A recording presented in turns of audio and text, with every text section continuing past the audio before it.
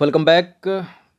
Practice set number 182 लगाते हैं UP PCS के लिए और फोकस करेंगे इसमें हम हिस्ट्री के प्रश्नों पर। मध्यकालीन भारत का इतिहास उसमें भी मानी मेडाइवल हिस्ट्री। तो चलिए स्टार्ट करते हैं। 3 सेकंड का टाइम मिलेगा एक प्रश्न को पढ़ने के बाद, अपना भी सोचना कि आंसर क्या होगा। तो क्वेश्चन नंबर 1 पर आ जाइए। देखिए, कुछ प्रश्नों की पुनरावृत्ति बार बार की जाती है क्योंकि इम्पोर्टेंट है और पूछे जाने की संभावना ज़्यादा रहती है उनकी। निम्नलिखित में से कौन सा रथ मंदिर सबसे छोटा है, इनमें बताइए।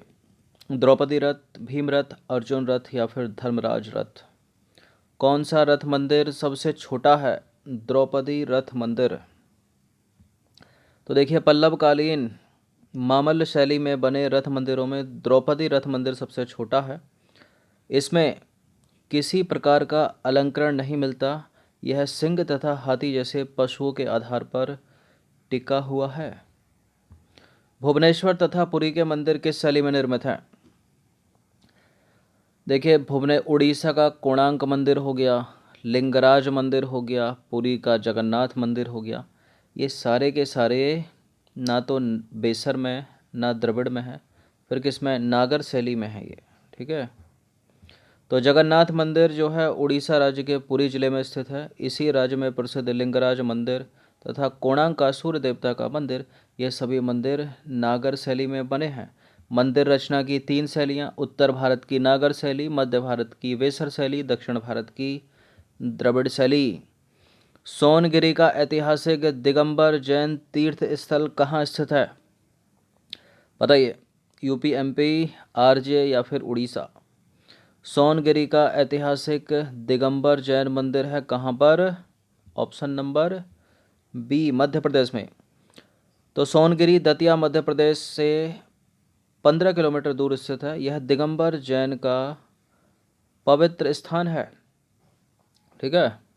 देखिए, जैन संप्रदाय के 2 भाग में विभाजित हो गया था, श्वेतांबर और दिगंबर।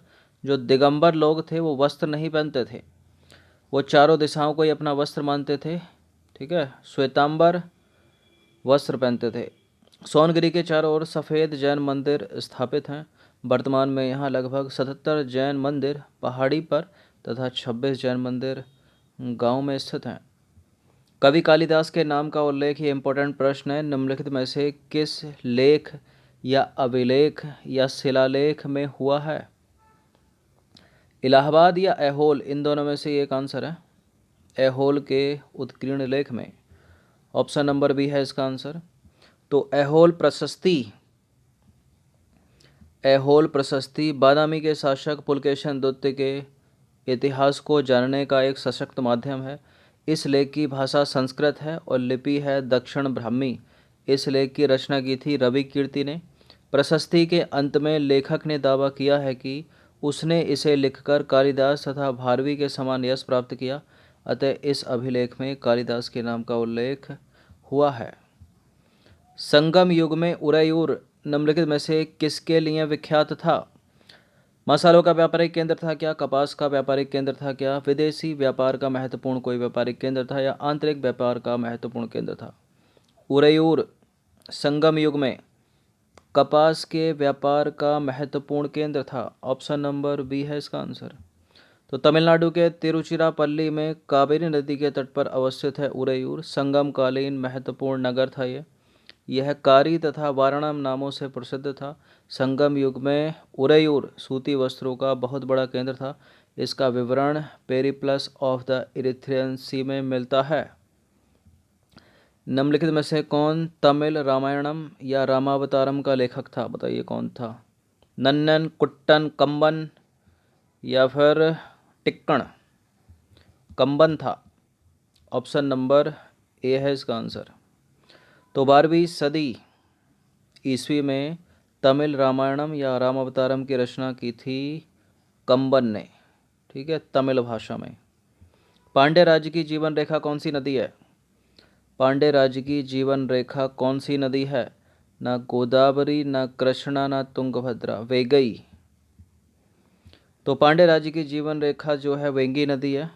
यह नदी कंडन मणिकन्नूर से मदुरै के समीप निकलती है। पांड्य राज्य कावेरी के दक्षिण में स्थित था। इसमें आधुनिक मदुरा तथा त्रिन्नेवेली के जिले और त्रावणकोर का कुछ भाग शामिल था। इसकी राजधानी थी मदुरा। ठीक है। बेगी नदी वाला प्रदेश जो है अपनी उर्वरता के लिए अत्यधिक प्रसिद्ध था। ठीक है। तो मदुरा या मदुरै ये पूछ लिया जाता है, पांड्यों की राजधानी। क्वेश्चन नंबर 8 पर आ जाइए। कल्हण द्वारा रचित राज तरंगिणी निम्नलिखित में से किसके लिए प्रसिद्ध था? ये रिपीटेड प्रश्न है, कई बार बहुत सारे एग्जाम में पूछा हुआ है, चाहे कॉम्पिटिटिव हो या स्टेट का पीसीएस। ठीक है, मतलब दूसरे कॉम्पिटिटिव या स्टेट के पीसीएस। कश्मीर का इतिहास का वर्णन है इसमें, कल्हण की राज तरंगिणी में। तो कल्हण द्वारा रचित राज तरंगिणी कश्मीर के इतिहास का उल्लेख करती है। क्वेश्चन नंबर 9 पर आ जाइए। प्राचीन भारत का वह ग्रंथ जिसका 15 भारतीय एवं 40 विदेशी भाषाओं में अनुवाद हुआ है, इनमें से कौन सा है वो बताइए। हितोपदेश नहीं है, शाकुंतला नहीं है, वो है पंचतंत्र। किसने लिखा है पंचतंत्र? विष्णु शर्मा। तो प्राचीन भारतीय पुस्तक पंचतंत्र का 15 भारतीय और 40 विदेशी भाषाओं में अनुवाद हुआ। यह मूल रूप से संस्कृत में रचित है। ठीक है, इसके लेखक हैं विष्णु शर्मा। और मुगल काल में पंचतंत्र का फारसी अनुवाद अनवारे सुहेली शीर्षक के तहत किया गया है, इसको याद रखना। मूल लिखा है संस्कृत में, लेखक विष्णु शर्मा है, और फारसी में अनुवाद का नाम क्या है इसके? अनवारे सुहेली। नंबर 10 है, निम्नलिखित में से किस मुस्लिम शासक के सिक्कों पर देवी लक्ष्मी की आकृति बनी हुई है? मोहम्मद गौरी, अलाउद्दीन खिलजी, अकबर या फिर उपरोक्त में से कोई नहीं? पहला ही है। तो मोहम्मद गौरी के सिक्कों पर देवी लक्ष्मी की आकृति बनी है, और दूसरी तरफ कलमा जो है वो अरबी में खुदा है।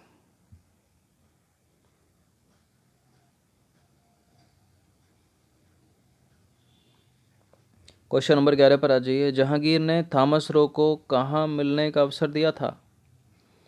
जहांगीर ने थॉमस रो, यही पूछ लेते हैं कि थॉमस रो किसके शासनकाल में आया, तो जहांगीर के शासनकाल में आया, अजमेर में मिला था। तो थॉमस रो जनवरी 1616 में अजमेर में जहांगीर से पहली बार मिला। वह भारत में 1615 से लेकर 1619 तक रहा। 1619 में वह जहांगीर का फरमान लेकर इंग्लैंड लौट गया, और मुग़ल दरबार में अंग्रेज़ों का किस तरह से स्वागत होता है यह बताया था उसने वहाँ जाकर। क्वेश्चन नंबर 12 पर आ जाइए। एक डच पर्यटक जिसने जहांगीर के शासनकाल का मूल्यवान विवरण दिया है, कौन सा है वो इनमें से? कैप्टन हॉकिंस, पीटर मुंडी, निकोलाओ मनुची या फिर फ्रांसिस्को पेल्सर्ट? पीटर मुंडी तो एक इटली का था, लेकिन डच पर्यटक की बात हो रही है, तो पहला हो जाएगा फ्रांसिस्को पेल्सर्ट। तो बात करें पहले पीटर मुंडी की, जो डी ऑप्शन में दिया है, तो इटली का यात्री था, शाहजहाँ के समय भारत आया था ये। बात करें विलियम हॉकिंस की, तो जहांगीर के समय भारत आया था ये। विलियम हॉकिंस ब्रिटिश राजा जेम्स प्रथम के राजदूत के रूप में भारत आया था। फ्रांसिस्को पेल्सर्ट की बात करें तो डच पर्यटक था, जो जहांगीर के समय में ही भारत आया था। इसने अपनी पुस्तक रिमॉन्स्ट्री में जहांगीर के समय का अद्भुत विवरण छोड़ा है। हिंदू तथा ईरानी वास्तुकला का समन्वय सर्वप्रथम हमें देखने को मिलता है किसमें? पंचमहल, लाल किले में, ताजमहल में या शेरशाह के मकबरे में? तो ताजमहल में मिलता है, आगरे के ताजमहल में। तो ताजमहल के निर्माण के लिए शाहजहाँ ने भारत, ईरान और मध्य एशिया से डिजाइनरों को, इंजीनियरों को और वास्तुकारों को एकत्र किया। ताजमहल की वास्तुकला में भारतीय, ईरानी और मध्य एशियाई वास्तुकला का संतुलित समन्वय दिखाई पड़ता है। क्वेश्चन नंबर 14 पर आ जाइए। निम्नलिखित में से किस मुगल बादशाह ने बलबन द्वारा प्रारंभ किए गए दरबारी रिवाज सिजदा को समाप्त कर दिया था? बलबन द्वारा प्रारंभ किए गए दरबारी रिवाज सिजदा को किसने समाप्त किया था? अकबर ने? नहीं। जहांगीर ने? नहीं। शाहजहाँ? यस, शाहजहाँ ने।